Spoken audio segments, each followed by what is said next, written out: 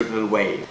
Let's now talk about the speed of sound waves. How fast does sound travel in a given medium?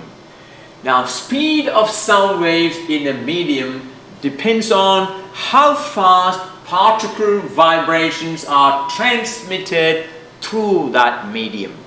Now, that actually depends on how fast the disturbances are transmitted through the medium, depends on how well the particles are bound together. Is that right? And therefore, the speed of sound waves in a medium largely depends on the elastic properties of the medium. How best are the particles connected to each other so that the energy from one particle can be transferred to the next particle. The elastic properties of the medium. Speed of sound waves through water depends on the bulk modulus of water. You remember we talked about it in Physics 1. While the speed of sound through steel depends on the Young's modulus of steel. So tell me, where do you think sound travels faster? In water or in steel? Well, sound travels a lot faster in steel because the particles of steel are so well connected to each other. See, the forces are so great that when one particle begins to vibrate, that energy is transmitted very fast from particle to particle. In the olden days, people waiting for a train in a train station used to go down and put their ear on the rail to see if the train is coming from very far. You know, you could hear a train through the track if the train is 100 miles away, whereas you cannot hear that through air. You see, the speed of sound in air is only about 340 meters per second, whereas in steel it travels over 5,000 meters per second. So the speed of sound in water depends on the bulk modulus, whereas the speed of sound in steel depends on the Young's modulus. The speed of sound in air depends on two parameters: the pressure and density of air. We represent pressure by P and density by rho. And it is given by this equation, V equal to square root of gamma P divided by rho. Now, this gamma, in the second unit of this course, we will talk about this gamma. Alright, at the moment, you need to know for air, the value of gamma is 1.4. I will give it to you as we go on. For air, gamma has the value of 1.4. So the speed of sound in air is square root of gamma P, the pressure, divided by the density. Since the value of P divided by rho, pressure divided by density, depends on the temperature, the speed of sound in air will vary with temperature.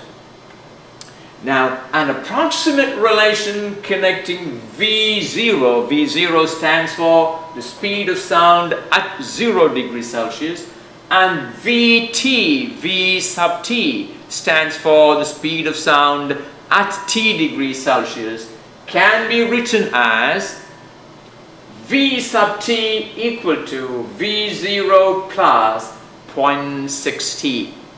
And this gives you a relation between speed of sound at 0 degrees Celsius, speed of sound at T degrees Celsius, and the temperature T. That is a very useful relation to remember.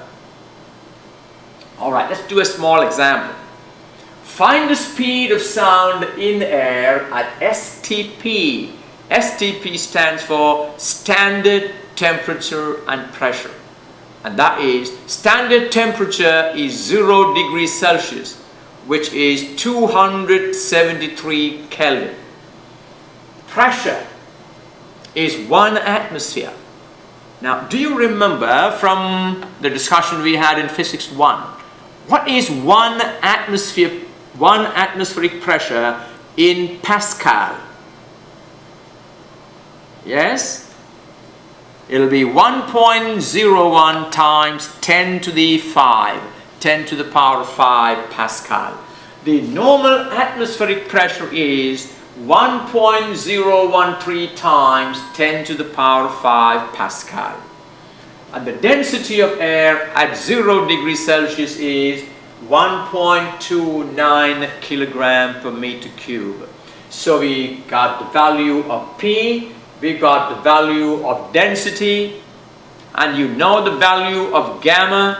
We have V0, the velocity or the speed of sound at 0 degrees Celsius, STP, standard temperature, is square root gamma P over rho. Gamma is 1.4, P is 1.013 times 10 to the 5 Pascal, divided by density is 1.29 kilogram per meter cube, and we get that as 332 meter per second. This is the speed of sound in air at 0 degrees Celsius. Alright, in that case, can you find the speed of sound in air at 30 degrees Celsius? All you need to do is use the relationship I gave you in the previous slide. Now, what is the relation between speed of sound at 0 degrees Celsius and speed of sound at a temperature T degrees Celsius? We have V sub T equal to V0 plus 0.6 T. And we are looking for the speed of sound at 30 degrees Celsius. And V0 we calculated as 332 meter per second plus 0.6 times 30, and that will be 350 meter per second. Now, very often room temperature is considered to be 20 degrees Celsius, and the speed of sound at 20 degrees Celsius will be around 340 meter per second.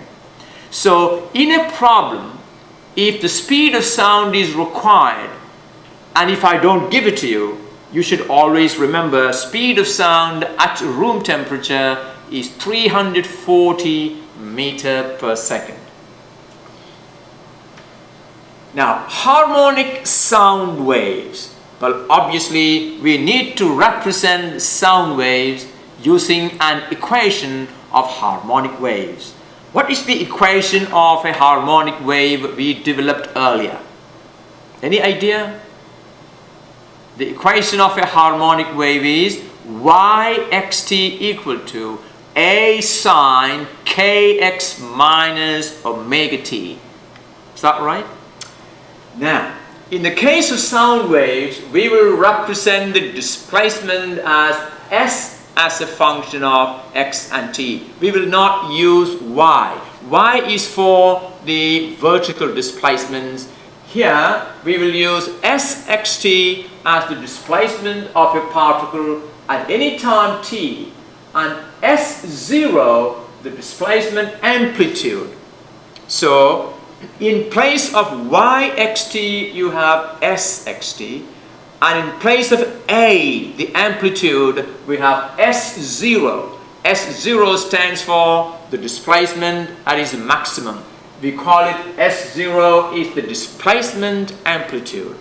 Then the harmonic wave equation for a sound wave can be written as sxt equal to S0 sine kx minus omega t. The same equation, yxt equal to a sine kx minus omega t.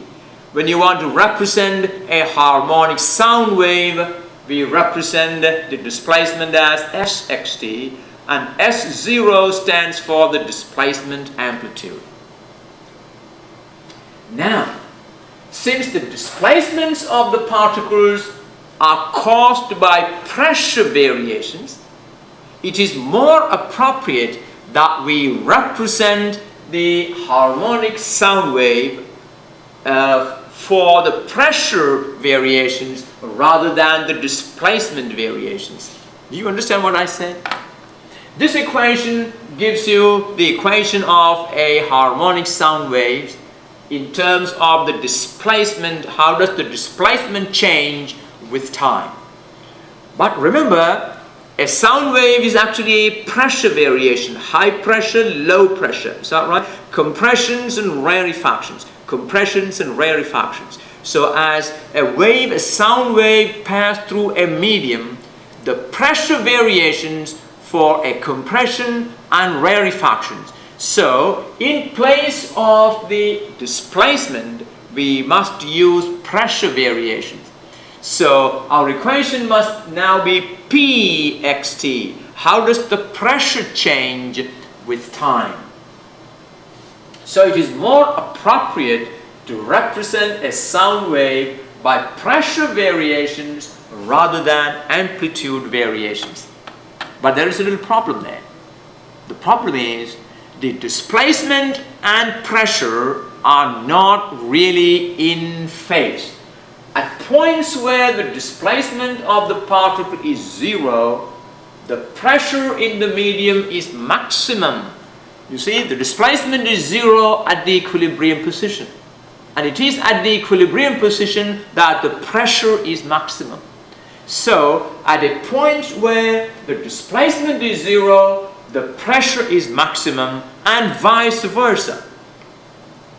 Now, this means that displacement variation S and pressure variations P are out of phase by pi by 2.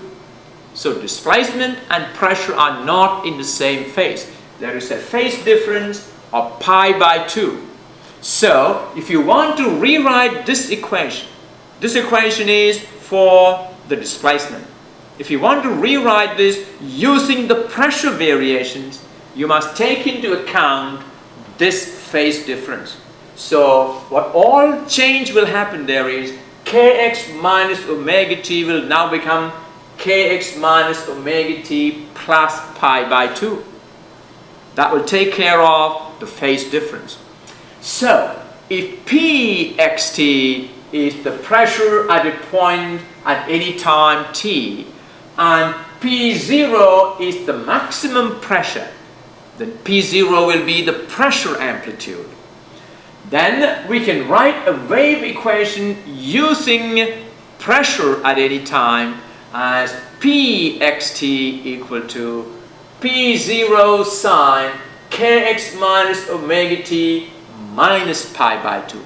Instead of plus p by 2, we use negative pi by 2 because pressure lags behind the displacement. It is not leading the displacement, it is lagging behind. So the pressure is actually a phase of pi by 2 behind the amplitude. Now you know that this, when you expand using trigonometric identity, sine of theta